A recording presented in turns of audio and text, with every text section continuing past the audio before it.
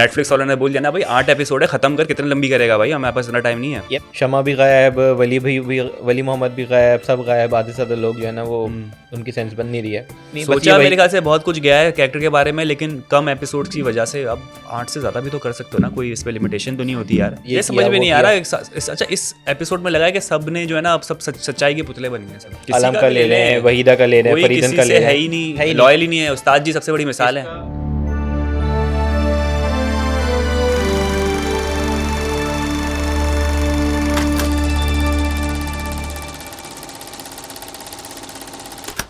तो ख़वातीन और हज़रात, एपिसोड 7 के रिव्यू के साथ आपके सामने हाजिर हुए हैं। मैं हूं हुसैन और मेरे साथ मौजूद है शाहरुख नए लुक के साथ।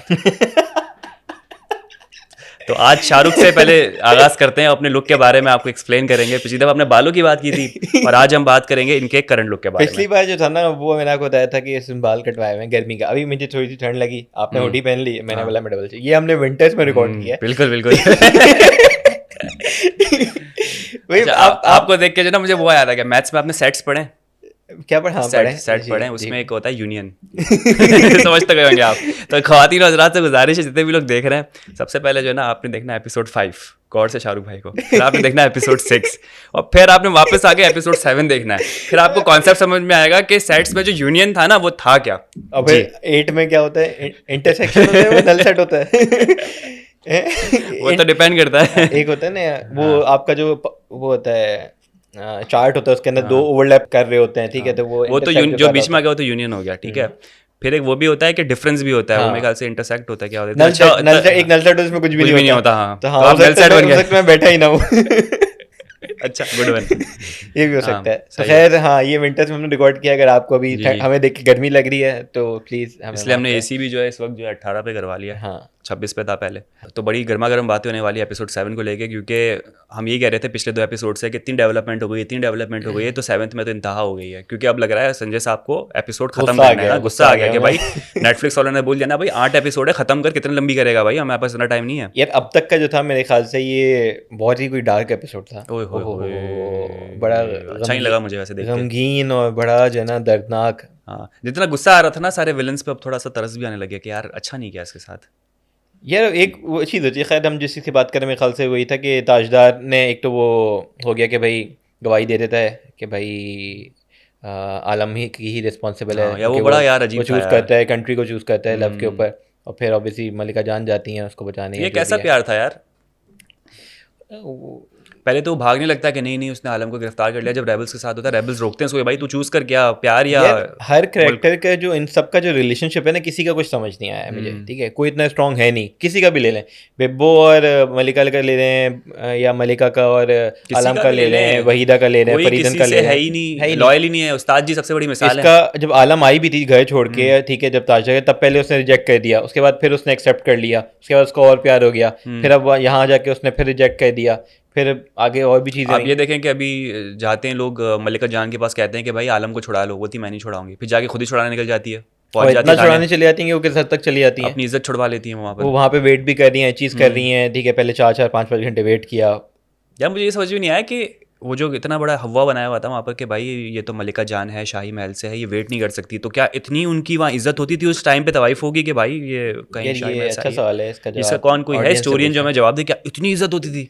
हो सकता है सट्टो पट्टो को लगता हो कि उनकी अलग दुनिया चल रही हो, वो एग्जैजरेट कर रही थी थोड़ा सा, हो सकता है। कह रही कैसे वेट कर सकती हैं ये भाई, उससे मिलवाओ, कार्टराइट आता है उससे, मतलब चल चुपचाप जाके बैठ, पहले मैं अपना काम निपटाऊंगा फिर तुम्हें बुलाऊंगा, फिर बुलाता है। हाँ, लेकिन ये कि मलिका जान रिहा करवा लेती हैं उसको, हाँ, अपनी इज्जत देकर को, लेकिन बहुत ही एट व्हाट कॉस्ट, असल सवाल है एट व्हाट कॉस्ट। तो वो चीज़ थी कि उन्होंने बहुत ही भारी कीमत पे की, और उस पर ये हुआ कि हमने जो एक चीज़ नोट की कि फरीदन को भी कहीं ना कहीं वो रिग्रेट हुआ, और वो उसकी वो सॉफ्ट साइड जो है ना वो निकल के सामने आई कि भाई उसको हो रहा कि यार मैं उनको तबाह करना चाही थी, लेकिन उनकी आबरू वो चीज़ रूह को ठेस नहीं पहुंचाना, वो नहीं करना चाह रही थी। तो एक वो एक होता है ना कि औरत दूसरी औरत का दर्द समझती है, तो ये वही एलिमेंट नजर आया कि भाई इसके साथ जो हुआ वो तो मैं बिल्कुल नहीं चाहती थी किसी के साथ हो, तो अल्लाह माफ़ करे, ऐसा ना हो कभी भी। बिल्कुल, तो वो मेरे ख्याल से बहुत ही एक्सट्रीम लेवल पे एक चीज़ गई, और लेकिन ये कि आलम वहाँ से उसके नतीजे में रिहा हो जाती हैं। और फिर ये होता है कि आपका एक और डेवलपमेंट इसमें, मतलब इसमें आलम की और साजदा की डेवलपमेंट ये होती है कि भाई फाइनली उनको होता है कि नहीं अब निकाह करेंगे, क्योंकि पता चल जाता है कि आलम जो है वो प्रेग्नेंट भी है, ठीक है, बच्चा भी है। तो ताजदार का भी पता चलता है जब बेबो बताती हैं, तो वो निकाह के लिए रेडी हो जाते हैं। अब्बा से बोलते हैं भाई हम तो करेंगे, और फिर वो जाके पहले रिश्ते की बात करते हैं, तो वहाँ पे भी बड़ा होता है। लेकिन बड़ी बेइज्जती होती है एंड दादी मलिका जान की। हाँ वो बनता भी यार उनका वैसे थोड़ा सा, दादी जान का नहीं लेकिन ताजदार का तो बहुत बनता है कि दादी तो पहले ही बहुत ज़्यादा जॉली थी, उसको कोई मसला नहीं था। लेकिन ताजदार थोड़े से पहले दिन से कहते थे कि मैं तवाइफों के मोहल्ले में कदम ना रखूँ, मैं तवाइफों के साथ संबंध ना बनाऊँ, मैं ये ना करूँ वो ना करूँ। अल्टीमेटली आप जब उसी को चूज़ करो एज अ लाइफ पार्टनर, मलिका जान का तो बनता है कि उसकी पूरी लें। अच्छा, मलिका जान के भी ना ओवरऑल वैसे अगर देखा जाए तो शुरू से अब तक थोड़ी soft soft soft soft soft soft होती गई हैं, कहीं ना कहीं ऊपर नीचे हुई ये चीज़, लेकिन ये कि ओवरऑल अब इजीली पिघल जाती हैं या मान जाती हैं। जो उनके साथ हादसा हुआ है पुलिस स्टेशन में, उसके बाद से उन्होंने जो है ना वो समझ लें कि बहुत ज़्यादा लूज कर दिया है खुद को। नहीं, पहले तो छोटी छोटी चीज़ों पे भी बड़ी बड़ी सजाएं और बड़े बड़े डिसीजन लेती थी, लेकिन अब इतनी बड़ी चीज़ें हो रही हैं उसके बाद भी वो दूसरों के लिए, वो जैसे आलम के लिए भी था, वो एग्री हो गई कि ठीक है वो अगर आप कहते हैं 10 बजे का टाइम, चांद रात पे 10 बजे आओगे तो ठीक है, वरना फिर ये कि उसका मुजरा वो चीज़ हो जाएगी।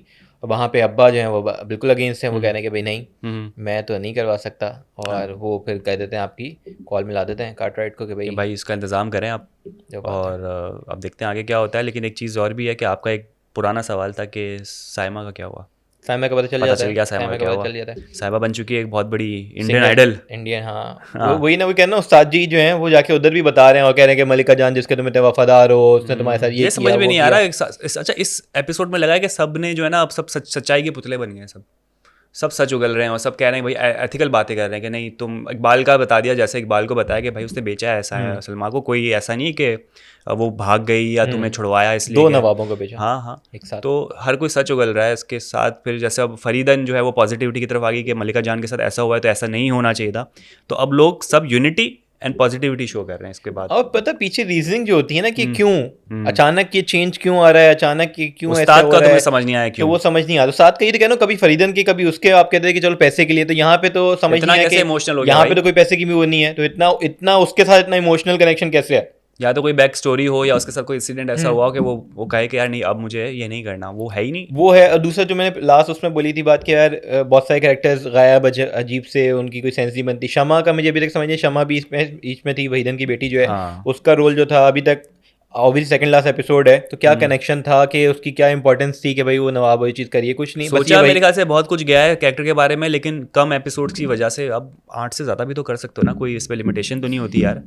ये वही तो कह रहा हूँ, आपका जो मैं कहता ना शुरू में भी बात किया यार, ये मूवी होती है ना तो मेरे ख्याल से क्लोजली और बहुत अच्छे से स्टिच कर सकते थे। और अगर इसमें कोई ना कोई गैप होता तो हम जाने भी देते, क्योंकि मूवी हमें पता है 3 घंटे से ज़्यादा की नहीं होगी। अब वेब सीरीज है, अच्छा खासा टाइम है, 1 hour and 45 minutes आप कर सकते हो बड़े आराम। जितनी आप चीज़ खींचोगे उतनी डिटेल लोग एक्सपेक्ट करते हैं कि या फिर एक और है, अगर यहाँ पे म्यूजिक हटा दिया जाता तो मेरे ख्याल से सब चीज़ों को प्रॉपर जगह मिल जाती कैरेक्टर डेवलपमेंट के लिए और सब चीज़ों के लिए। नहीं, म्यूजिक तो खैर अलग एक चीज़ है, स्टोरी तो चली रही है ना, स्टोरी के बहुत सारी जगह पे मुझे लग रहा है कि म्यूजिक की जरूरत नहीं थी, बस वो दिखाया गया है, ग्रैंड हैं और ग्रैंड दिखाना, और सिर्फ उनकी महफिलें सजती हैं तो वो दिखाने वाली चीज़ थी।